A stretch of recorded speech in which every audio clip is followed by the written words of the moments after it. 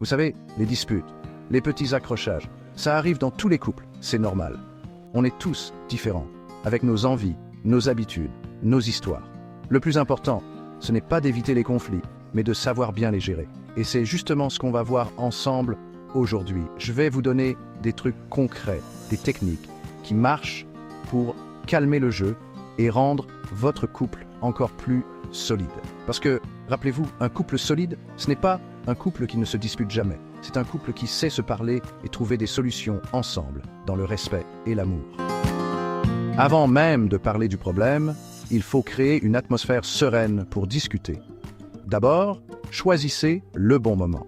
Évitez les sujets qui fâchent quand vous êtes fatigué, stressé ou déjà énervé. Trouvez un moment où vous êtes tous les deux disponibles et prêts à vous écouter. Ensuite, créez un espace où vous vous sentez en sécurité. Le but, c'est que chacun puisse dire ce qu'il pense, ce qu'il ressent, sans avoir peur d'être jugé. On est là pour se comprendre, pas pour se lancer des reproches. Et surtout, pas de distraction. On éteint les téléphones, la télé, on oublie les réseaux sociaux. Concentrez-vous uniquement sur la conversation et sur l'autre. Souvent, on pense déjà à ce qu'on va répondre au lieu d'écouter vraiment l'autre. On va changer ça. Quand votre partenaire parle, faites un effort pour être attentif à ses mots, à son langage corporel, à ses émotions. Posez des questions ouvertes pour être sûr de bien comprendre son point de vue. Quand tu dis ça, est-ce que tu veux dire que... Montrez-lui que vous comprenez ce qu'il ressent, même si vous n'êtes pas d'accord. Je vois que ça te touche beaucoup, ou je comprends que tu sois en colère, par exemple. Se sentir écouté et compris, c'est déjà un grand pas. Quand on est fâché, on a tendance à accuser l'autre. Tu fais toujours ça. Tu ne fais jamais attention à moi. Ces phrases-là, elles bloquent la communication. Concentrez-vous plutôt sur vos propres sentiments et vos propres besoins. Utilisez des phrases comme « je me sens » ou « j'ai besoin de ». Par exemple, au lieu de dire « tu ne passes jamais de temps avec moi », dites plutôt « je me sens négligé quand on ne passe pas de temps ensemble ». C'est comme la partie visible d'un iceberg. Elle cache un problème plus profond. Est-ce un manque de communication, des attentes différentes, du stress à cause du travail ou de la famille? Prenez du recul et essayez de trouver la vraie cause du conflit. Par exemple, une dispute sur les tâches ménagères peut cacher un besoin de reconnaissance ou une envie de rééquilibrer les choses dans le couple. Cherchez à comprendre ce qui se cache derrière les mots. Attention aux émotions, elles peuvent vite nous faire dire ou faire des choses qu'on regrette.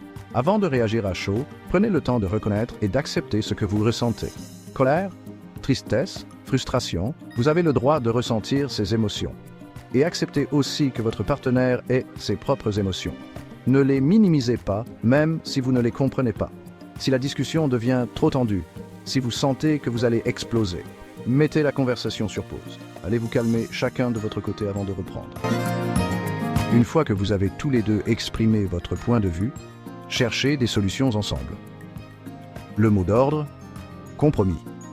Le but n'est pas de gagner la dispute, mais de trouver une solution qui vous convienne à tous les deux. Faites un brainstorming, proposez des solutions, même si elles vous semblent bizarres au début. Par exemple, si l'un de vous veut passer plus de temps ensemble, proposez une soirée en amoureux chaque semaine, rien que pour vous deux. Après une dispute, il faut se retrouver.